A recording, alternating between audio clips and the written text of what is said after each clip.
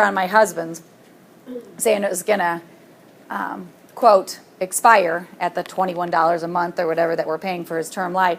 But if we wanted to continue it after the next couple years, that it was going to go from $21 a month to like, it was something ridiculous, like $255 a month. And I'm like, yeah, I can save that money, and hopefully you're just not dying. So obviously we just got to look for another life insurance policy. But I was just like, and that's not his main one. That was kind of like some, but I'm still like, you gotta be kidding me. Who would take that? $21 to $250 a month? I said, we still have 3 kids. I can't pay that for you. So I said, you're on your own.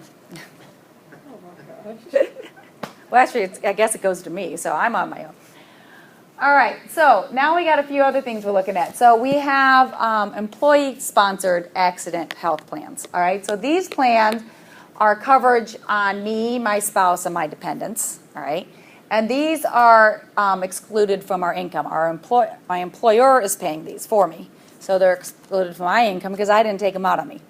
All right, amounts received are not taxable when received for any type of bodily loss. These are usually not just breaking bones like I was talking about earlier. These are usually going to be for bodily loss or function or something like that. All right. They do not meet, payments received for expenses that do not meet the code have to be included. If for some reason you get something that does not meet the definition of what's included in there for loss, then it would have to be included. And amounts received for medical expenses that were deducted, again, have to be included. So don't deduct it. If you think there's any possibility you're going to be reimbursed for something, do not deduct it on your taxes. All right. This is probably the one that you see the most, and it's become a bigger thing on tax returns, is HSA. Right? Has its own little test you can take for VITA, the HSA test. And this is a way that it's employee health savings account. So it's a way to help reimburse plan for employees. Basically it's a high deductible high deductible insurance plan. A lot of times you definitely see younger people taking it. They tend not to be sick, or depending on who they are. So you take a high deductible plan, lower monthly rates. All right, so the employee contributes to the HSA. And you earn funds on you earn interest on those that are excludable from your income, so you don't have to pay any tax on the earnings on those. Contribution limits are 100% deductible, whether it's individual or family. You get a lot of tax questions asked on that when you're filling it out. The monthly deductible is limited to 1/12 of $3,500 under the high deductible for yourself. You get asked that questions when you go through most tax returns when you're using a system, or if it's a family plan, it's $7,000 for a family plan. Withdrawals have to be used for medical expenses. All right. And then basically if you have expenses that are not medical expenses and you make a withdrawal, then you have to pay taxes on those amounts. So it's a good way to have lower medical premiums if you don't tend to have a lot of medical expenses. Right? I don't personally use one. My husband has really good insurance, so I'm spoiled. But there's especially smaller companies tend to have very high premiums. And so when your monthly premium amount is a lot, having a high deductible does help out in those instances.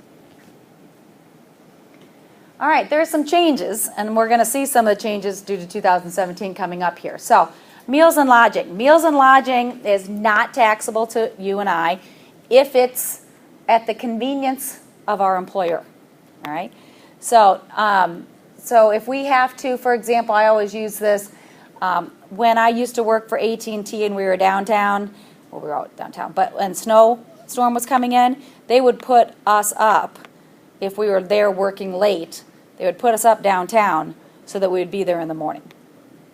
Right? Yes, I know. So that was for the convenience of the employer. That was not for the convenience of me, because I would have been more than happy to go home and not have to come into work the next day because I couldn't get there. So that was for the convenience of the employer or furnished on the premises, which was our food and everything, usually, because they also then paid for your meals because you couldn't go home.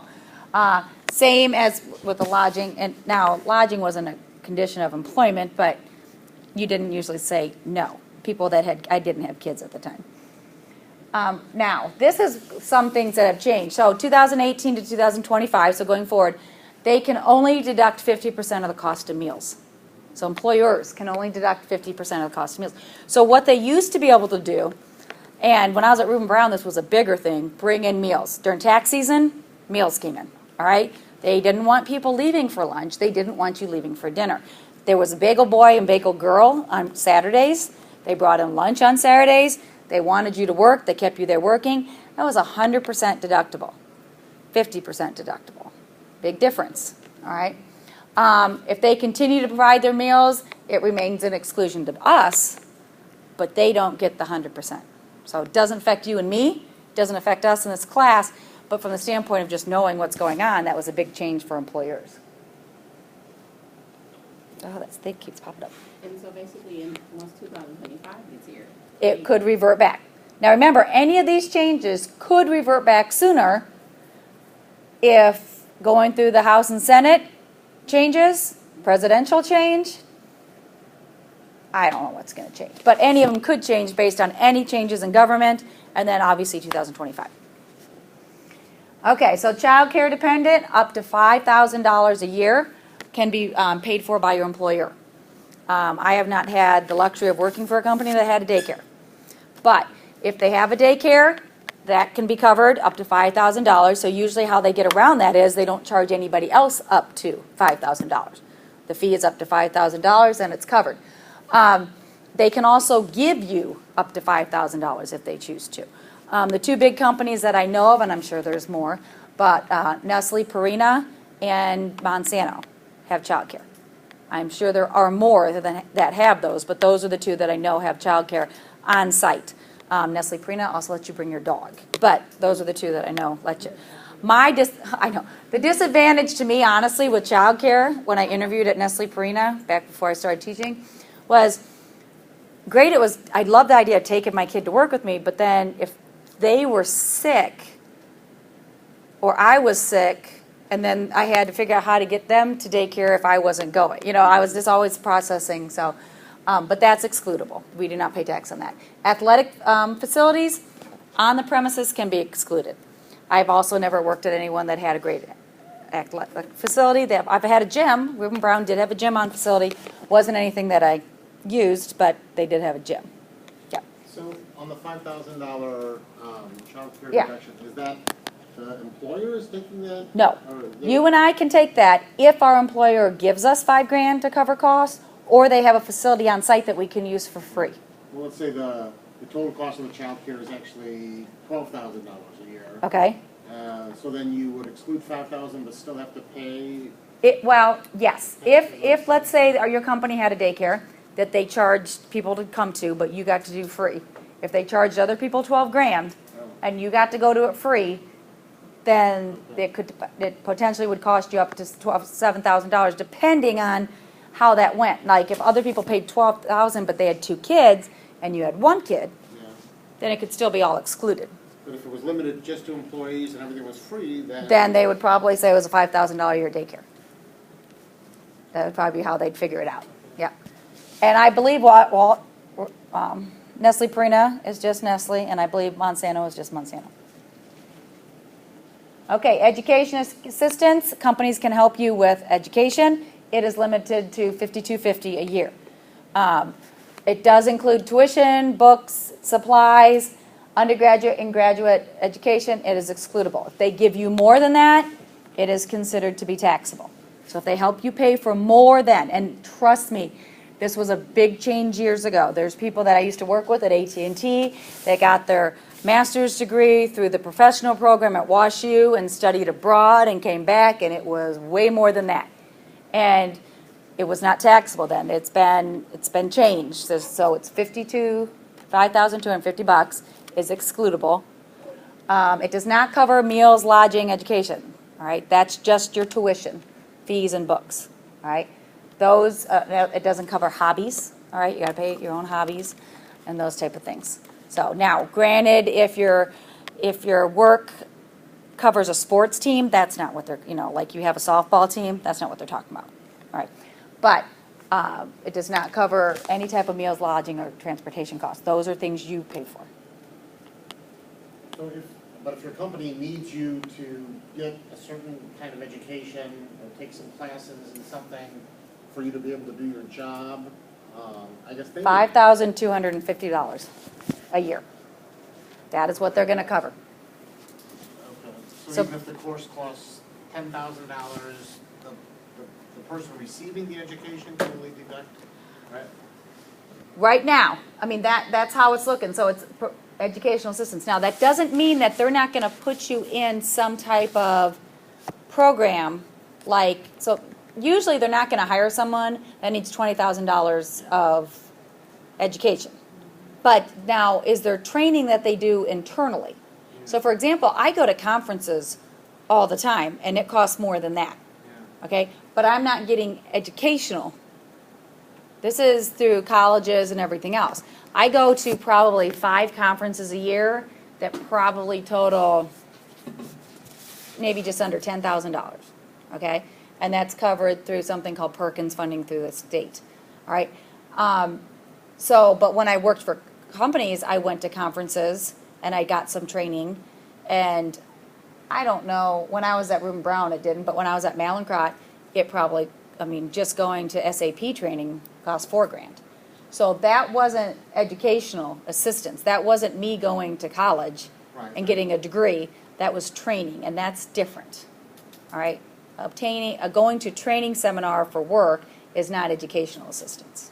All right? We're talking going to college, paying tuition, and getting degrees, not being trained for my job.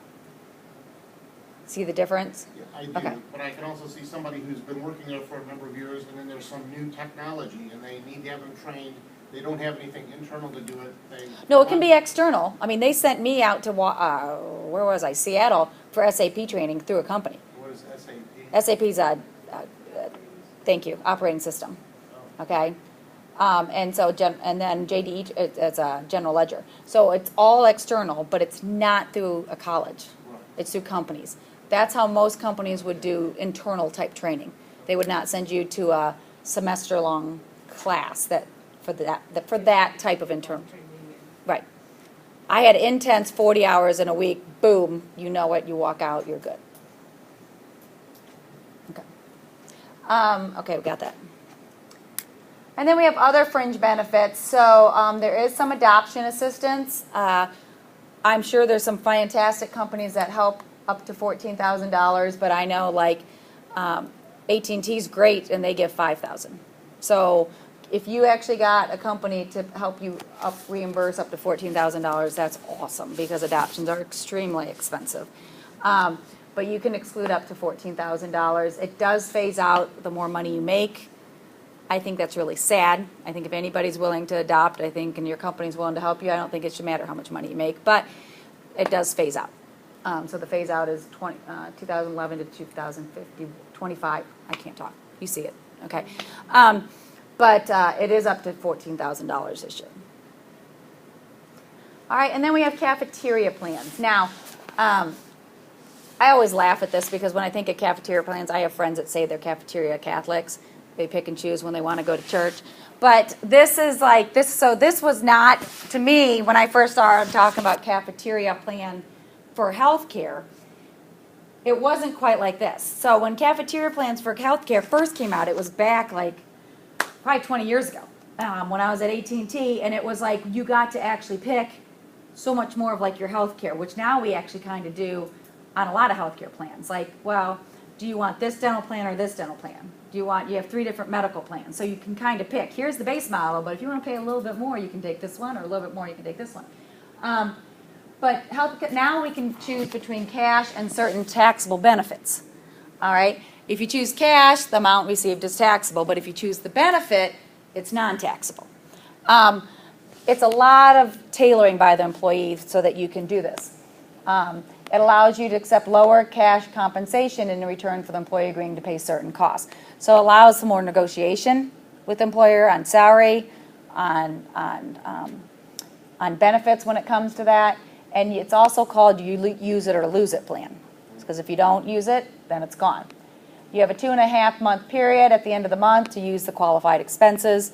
that you have put aside if you decided to take the benefit versus the cash. I actually don't know anybody right now that has this type of plan anymore, but it is still out there. Emerson has it. Emerson has it? Yeah, but it's like, only for like dental and vision. Okay. The rest is, Flexible spending? No. healthcare savings account. Healthcare, yes. Okay, I'm going to talk about those. Healthcare savings account, which are flexible spending. So there's healthcare savings account and dependent care savings account. We have those here. But I feel like here they're talking about all medical, which to me is not as common as I feel. Here, But go ahead. it I'm was, gonna- it was not a medical, or it was like, if you get optical, because I remember we used to do that, and Yeah.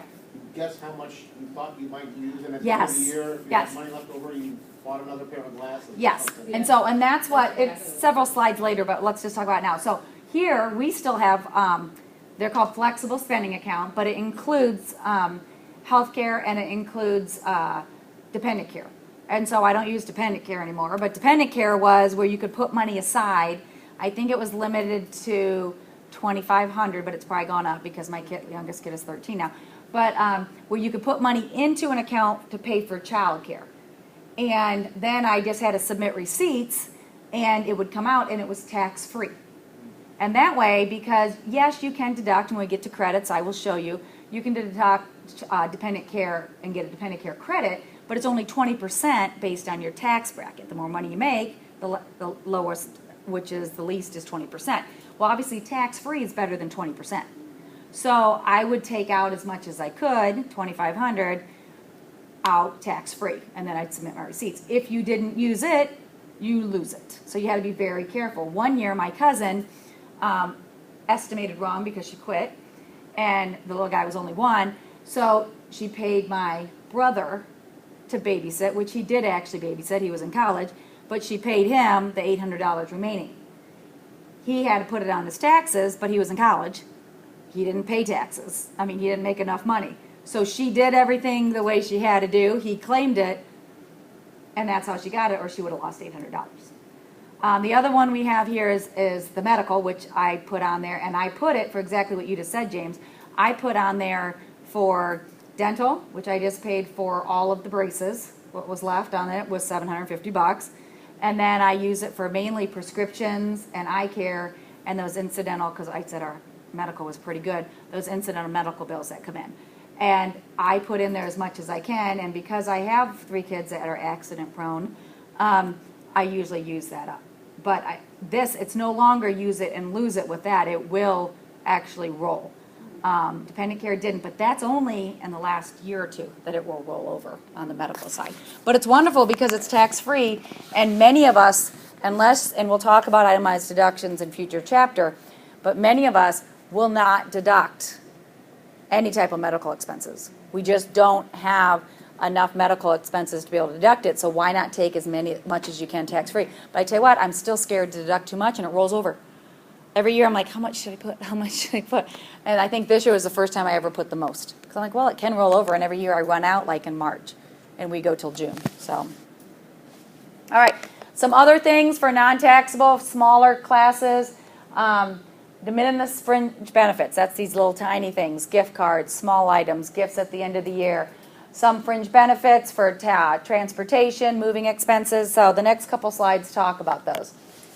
So value of service is non-taxable. So employee services receive services, if not property. Like if you give some type of service back, Reuben Brown, you can get your taxes done at the company. There's no fee for that. All right. Incurs substantial additional costs in providing it. All right. Reuben Brown doesn't, right? Offered in an ordinary course of business, and it's not a highly compensated employee who does it. Right? My kids and I can take classes for free at the college. There's no additional cost. I don't have to pay anything on that. We do have to pay the extra costs that you guys have to pay. That's not the tuition. Those extra little fees, I have to pay those fees too. And I have to buy my books. But I don't have to pay the tuition. Employee discounts are not taxable if they're not on property. All right. I actually do get a discount on new books, but not used books. All right. Property or services in the same line of business. It cannot exceed any type of more than 20%. I get a 10% discount on new books. I know. 20% on clothes.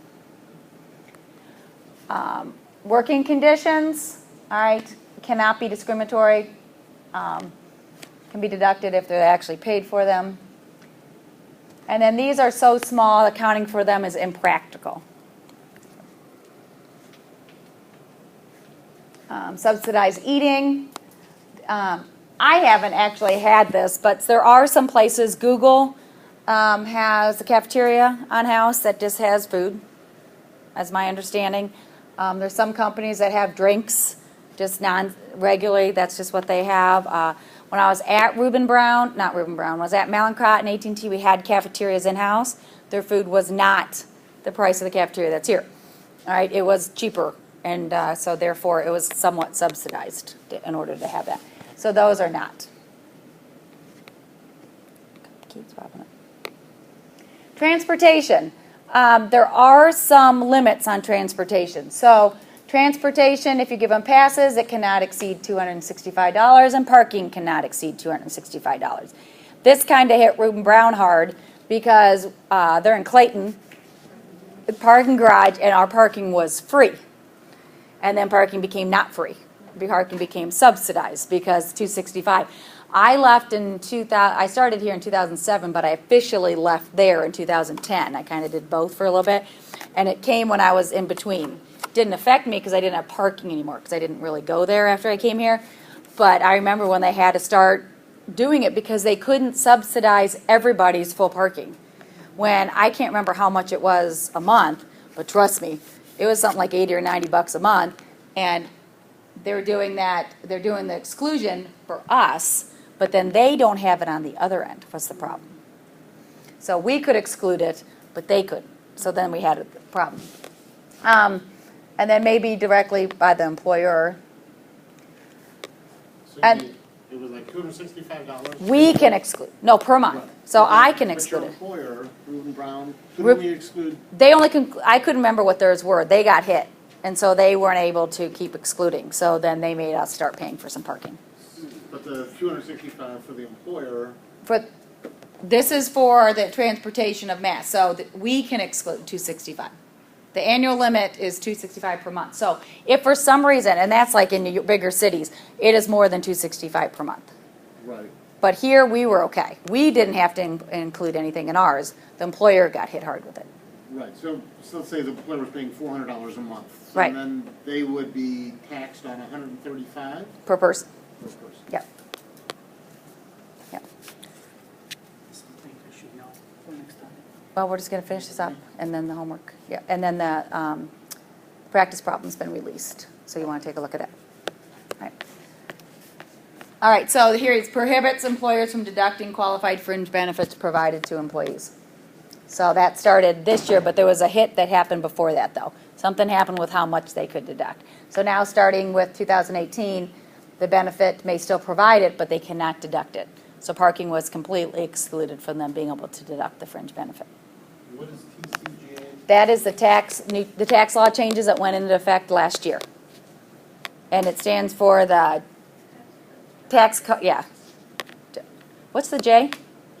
Jobs Act, yeah, sorry. See, I think it should all be about tax cut, something, to me it's all about tax cuts because that's what it was about, but it's not. So that was, James, what went into effect. That was, forgive me, I like to just, a lot of times I just put it all Trump, it's not, but that was the governmental change that went into effect that had all the tax law changes that went into effect last year. All right, moving change, drastic change in moving too. So prior to the tax changes in 2017, employer payment or reimbursement was excludable.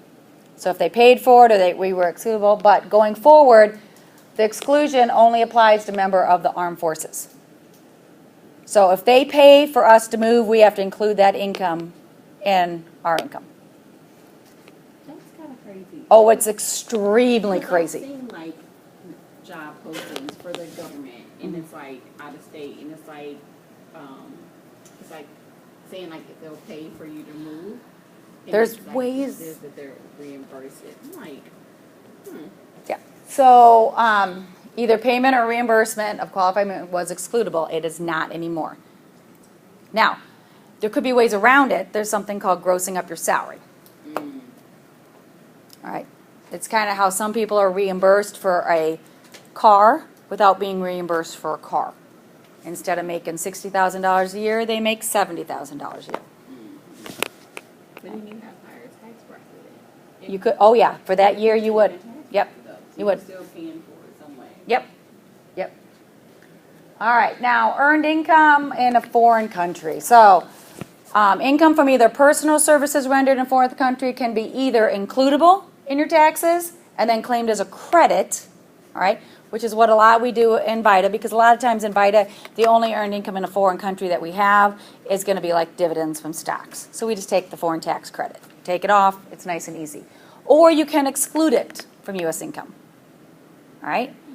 All right, to qualify for the exclusion, you either have to be a bona fide resident of the foreign country, or you have to be living in that country 330 days out of the 12 months. So, I know, that's only 35 days you can live here. So, you can exclude it, but you better not be here. So they're saying, and then if that's the case, you usually need to be claiming the taxes in that country. So that's kind of what they're saying. Yeah, you don't have to include it here, but then you're a bona fide resident of that foreign country, or you're living over there 330 days out of 365. The exclusion amount, did I miss something? Okay. The exclusion amount is $105,000, all right? For a married person, the exclusion amount is computed separately for each person, all right? Congress recently decided its benefit by requiring a special tax computation, so that's how they came up with that amount, all right?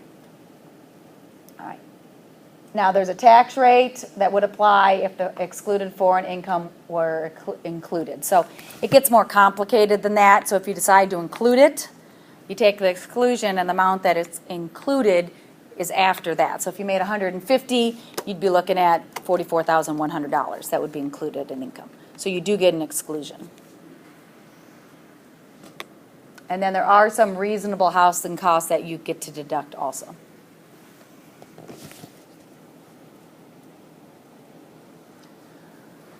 All right, stock dividends are not taxable. Stock dividends. Not cash dividends, stock dividends. That's when you receive stock in place of cash. Basically, your dividends doubled. So you have one dividend, now you have two. So those are not taxable.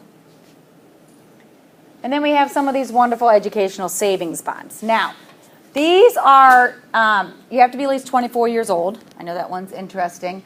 And they're usually going to be used to pay for higher education down the road. So that's why they make them, you have to be over 24 to buy it, because you're usually buying it for somebody else. The exclusion is phased out. There is a threshold on income on these. We do have a couple different educational, like qualified tuition programs. So you have to be contributing for higher education of some sort, but it's recently just been changed to be K through 12 and higher education. So they used to always say these were just higher education. It includes tuition, books, computers, supplies, room and board. That's where I was getting my room and board earlier, remember when I said it? So you can put money aside for these to pay for room and board. So you can use this money to pay for room and board, and it'd be excluded. And computers and everything else. So it can be private, public, K through 12, and higher ed. The big thing on here is that the earnings included in any discounted tuition plan are not taxable as long as you use it for higher, or as long as you use it for education. The big thing here is, all right, there we go. Oh, we don't want that. Okay, try this again. So that is qualified. Yes, it's coming right back up. Only for higher education, meaning college? College, yes. So it's K through 12 and college. So, okay. So that's lower and higher. It's everything now, yes. I keep saying higher because it only became K through 12 2017. Yeah, I don't think it was just 18. I think it was 2017. So earnings are not taxed. If you get a refund, they are taxable to the extent that it comes beyond what you contributed. So really, if you put $10,000 in and you take out $11,000, nothing's taxable because your own money went in and you made $1,000, it's not taxable. Now, there's something called the Qualified ABLE program. Now, this is Achieving a Better Life Experience. This is meant to assist those that are either blind or disabled before the age of 26. So there's a little bit more restrictions on this. It allows you to contribute to a 529, but it's a 529A, all right, or an ABLE plan. And basically, it's established by the state, and it's designated for disability expenses, and you have a disability certificate to be able to do those. All right. The annual gift exclusion, it cannot exceed $15,000. Contributions are not deductible, so you can't, whereas 529, if you put money into a 529, on the state side, they are deductible. ABLE contributions are not, but the earnings are not taxable. The new tax in 2017 allows you to roll over from a 529 to an ABLE account, because ABLE accounts weren't in existence before that. So if you have a 529, you can roll it over. And the 529 is the one where, like, parents put Yep. money in there for their children. Yeah, and grandparents, whoever can put that in there, yes. All right, I've already talked about this. This is the fact that you do not want to take a deduction for something in 1 year and turn around and get a refund for it. So just be very careful. It is not beneficiary to do that. You will pay more taxes on the income than you got a benefit for the expense. All right, this has been a big one. Now, it's been a lot better last year than it was the prior 3 years.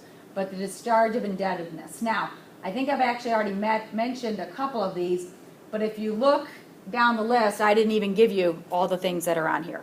These are all the different things that have come up with people that have been discharged from indebtedness. The ones that I mentioned were cancellation of buyer's debt. Okay, you bought something, you don't have to pay for it. Forgiveness of certain student loans, and I say certain ones because it takes a lot to be forgiven of student loans. And then the taxpayer residence. Between 2007 and 2018, those 11 years, there was a lot of different forgiveness of debts. So now there's a lot of other ones, and there can be credit card debt forgiveness, which is the top one, creditors' gifts. When you are forgiven of debt, it is taxable. You don't just get this, hey, don't worry, you don't owe us the $3,000 on your credit card, and you get to walk away with no problem and no bankruptcy. If you are forgiven of a debt, it is considered a gift, because they're basically saying, don't worry, you don't have to pay me, here's a $3,000 gift. You have to pay tax on it. If you owe whoever your student loan is $15,000, and they say you no longer owe us that money, or pay us $3,000 and we'll forgive the rest, they just forgave you $12,000. That is a $12,000 gift. You have to pay tax on $12,000. On the house, same thing. Now, the house is a little different in the sense that if you owe the bank $200,000 and you can't pay it, if they can sell your house for $180,000, then the gift is $20,000. All right, so you get the difference between what they can sell it for and what you owe them. You don't owe them $200,000. All right, if you just walk away and say I'm out, you owe them the difference of what they can sell it for. You don't owe them $200,000. Tax on $200,000. So a lot of people get really upset when they've come in here for VITA, or I've talked to a couple of people, but I've tried to explain, hey, do you want to owe them $12,000 or do you want to owe them tax on $12,000?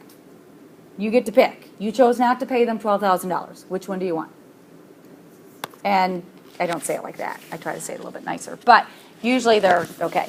And I think I explained to you guys, my dad had a timeshare and they went to court. A whole bunch of people went to court with it. And he got it. He goes, I don't know what this is. And it was a 1099-C. And I'm like, Dad, you owe tax on the part that half you guys didn't end up paying. But they had legal fees and a whole bunch of different things that ended up canceling it out. So they ended up not owing very much. All right, and that was my last slide. So let's go ahead and look at this last one, Q4.